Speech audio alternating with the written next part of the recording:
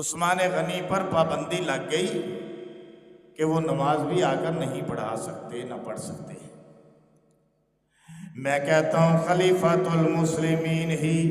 نماز پڑھایا کرتا تھا، خلیفۃ المسلمین ہی خطبہ جمعہ دیا کرتا تھا۔ اسلامی مملکت کا خطیب بھی خلیفۃ المسلمین ہوا کرتا تھا، اسلامی مملکت کا امام بھی خلیفۃ المسلمین ہوا کرتا تھا، اسلامی مملکت کا سربراہ بھی وہی ہوتا تھا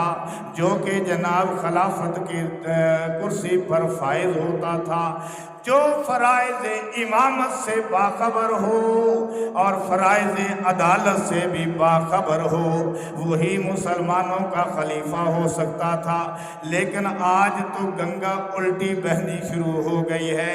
جتنا بڑا اسلامی تعلیمات سے